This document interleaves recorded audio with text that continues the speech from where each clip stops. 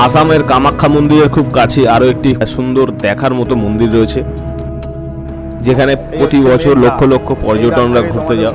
মন্দির দর্শন করতে ঢুকতে হবে এবং এই হচ্ছে মন্দির, সামনেই রয়েছে, ভেতরে অনেকটা গিয়ে একটা গর্ভগৃহ রয়েছে, যেখানে তোমরা দেবী। মন্দিরের প্রকৃতি বেশ অন্যরকম। মন্দিরের চারপাশে জল থই থই নদী, ছোট্ট একটি কুল থেকে সমতল ভূমি বহু দূর। ব্রহ্মপুত্র নদীর মাঝখানে ময়ূর দ্বীপে এই উমানন্দ মন্দিরের অস্তিত্ব।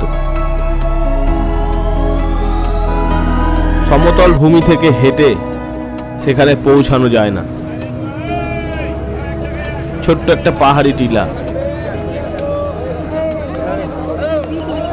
ভ্যাসেল যখন দ্বীপের খুব কাছাকাছি পৌঁছালো, তখন দেখা গেল খাড়া পথ, এক ধাপে ধাপে সিঁড়ি ওপরের দিকে উঠে গেছে। এই পথ দিয়ে তোমাদেরকে উঠে আসতে হবে। দ্বীপে পৌঁছানোর পায়ে হেঁটে কোনো রাস্তা নেই।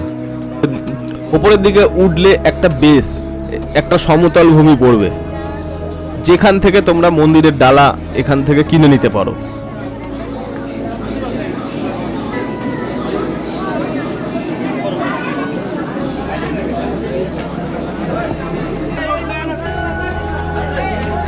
কত করে ডালা?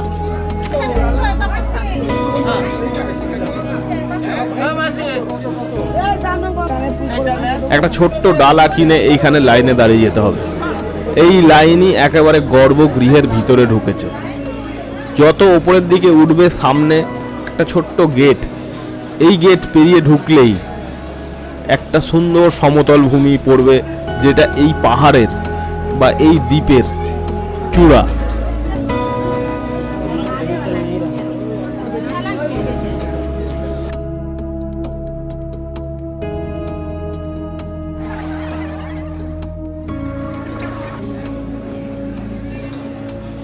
এখানেই রয়েছে উমানন্দ মন্দিরের মেন গর্ভগৃহ।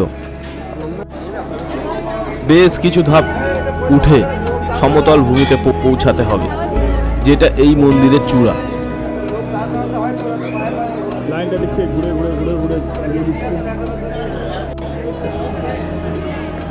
এই ময়ূর দ্বীপের একটা ইতিহাস রয়েছে, যেটা খুবই অসাধারণ। হিন্দু পৌরাণিক তন্ত্রে বলা রয়েছে, মহাদেব শিব এইখানে একটা সময় ধ্যানে বসেছিলেন, ধ্যান করছিলেন, এবং তার ধ্যান ভাঙাতে কামদেব নানান কার্যকলাপ প্রক্রিয়া ধ্যান ভাঙানোর জন্য ব্যবহার করেন। ফলে তিনি ক্রোধরুদ্ধ হয়ে তার ক্রোধের আগুনে তাকে ভস্ম করে দেন। তাই অনেকে এখানে ভস্মশিলা এই জায়গাটার নাম। পুরো এই চত্বরে এত বড় একটা কর্মকাণ্ড হয়েছিল, হিন্দু কালিকাতন্ত্র পুরাণে বলা রয়েছে। এই জায়গাতেই স্বয়ং শিব ধ্যানে বসেছিলেন। এই সেই পবিত্র ভূমি। অনেকে এখানকার মাটি নিয়ে যেতে পছন্দ করেন। এই পাহাড়ের ওপরে চূড়ায়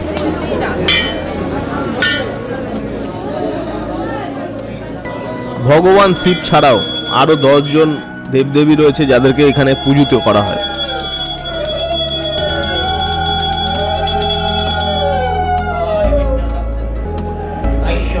ময়ূর দ্বীপের একেবারে ওপরে এই হচ্ছে চূড়া।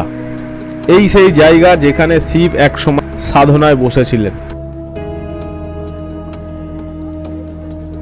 আরো 10টা এমন মন্দির রয়েছে, যেই সব দেবতা এখানে পুজো করা হয়।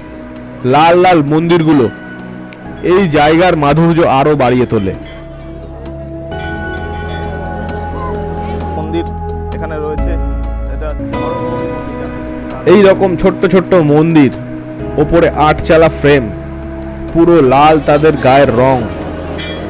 ভেতরে গর্ভগৃহ কিছুটা পাতালে।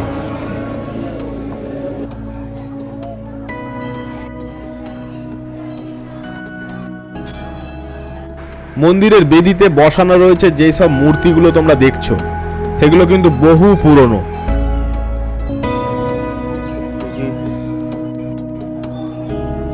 ইতিহাসে বলা রয়েছে এইগুলো গুপ্ত যুগের সময়কাল থেকে এই সব জায়গায় রয়েছে। এত প্রাচীন কিছু শিলা, এরকম ছোট ছোট মন্দিরগুলো দেখা হয়ে গেলে এবার আমরা মূল গর্ভগৃহের মধ্যে একটু দেখার চেষ্টা করব। তো বন্ধুরা, এই হলো আমরা দেখে বেরালাম গর্ভগৃহ। এইখান থেকে রাস্তা গেছে পাতালে, ঠিক আছে, মোটামুটি 10 ফুট মতো নিচে রাস্তা আছে। সেইখানে গর্ভগৃহতে একটা শিবলিঙ্গ মতো রয়েছে, যেটা এই মন্দিরের বিগ্রহ, মেন বিগ্রহ। যারা এই মন্দিরে আসছো তারা মেন বিগ্রহ অবশ্যই দর্শন করবে। 2 ঘন্টা লাগলো মোটামুটি এটা কমপ্লিট করতে। লাইন দেখিয়েছি আমি সামনে থেকে কিভাবে লাইনটা পড়েছে। অনেকটা গিয়ে একটা প্রায় 2 ঘন্টা লাগবে তোমাদের এত লাইন ঠেলে মন্দিরে পৌঁছাতে। একে একে দেখো এই রকম সামনের গেট থেকে মানুষ ভেতরের দিকে প্রবেশ করছে। এআই জেনারেটেড ভিডিও দিয়ে আমরা ভেতরের পরিবেশ একটু জানার চেষ্টা করব। গর্ভগৃহের ভিতরে প্রায় 10 মিটার মাটির নিচে যেতে হবে। জায়গাটা অন্ধকার এবং স্যাঁতস্যাঁতে একটা ছোট্ট কুঠুরি ঘর।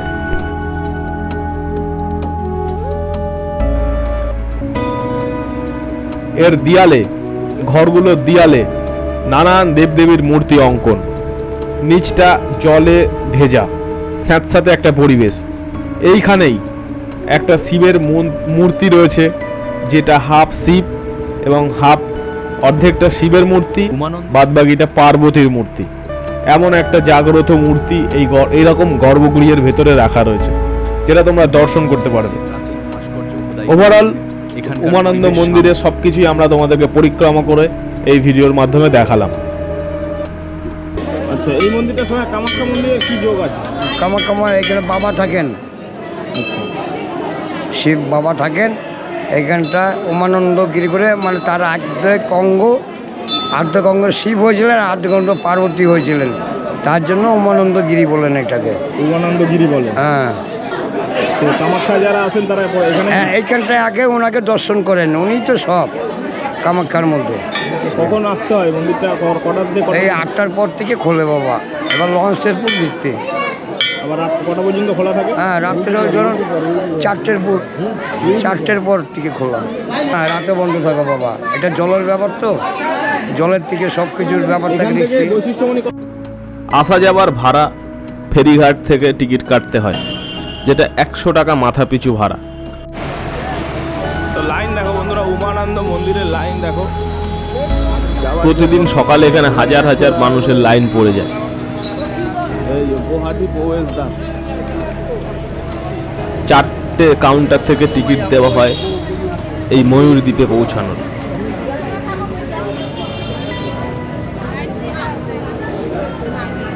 হ্যাঁ, এখানে যাওয়ার জন্য কি আছে?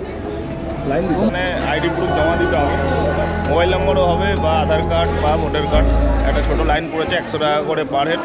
সামনেই রয়েছে একটা নদী, নদীর এই পারে একটা বিরাট বড় একটা ছোট্ট একটা টিকিট কাউন্টার মতো রয়েছে। উপরে সাইনটা দেখো কি বড়।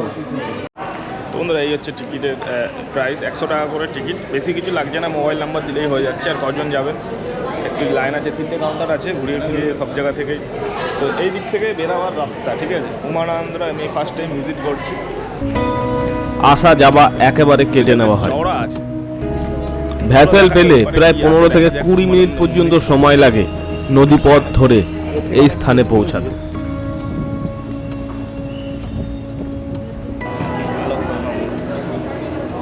বন্দোবস্ত খুব ভালোই। দেখো কত মানুষ এখন সব ছেড়ে দিয়ে পার হচ্ছে। নিচে পুরো নদীর এই প্রথম বেশ বড় বড় ভ্যাসেলগুলোকে রেখেছে। বিকালের পরে ফেরি সার্ভিস নেই। সন্ধ্যার পরে দ্বীপে পৌঁছানো আর যায় না। পুরো ঘুরে গেছে লঞ্চটা। দিনের বেলাটাই ঘুরে দেখা যায় এমন একটা জায়গা। সারাদিন ঘোরাফেরা করে সন্ধেবেলা ফিরে আসা যায়।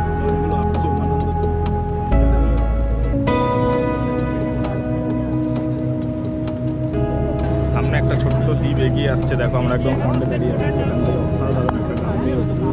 তো কামাখ্যার আরও ভিডিও উপরে আই বাটনে লিঙ্ক দেওয়া রয়েছে, গিয়ে দেখতে পারো। দেবী কামাখ্যার আরও ভিডিও আমি একের পর এক সুন্দর সুন্দর ভিডিওগুলো সাজানো রয়েছে। আজকের ভিডিওটা এখানেই শেষ। পরে একটা অন্য ভিডিওর সাথে অন্য একটা জায়গায় দেখা হচ্ছে। ততক্ষণের জন্য বাই, শুক্রিয়া, থ্যাংক ইউ, জয় হিন্দ। সবাই ভালো থাকবে।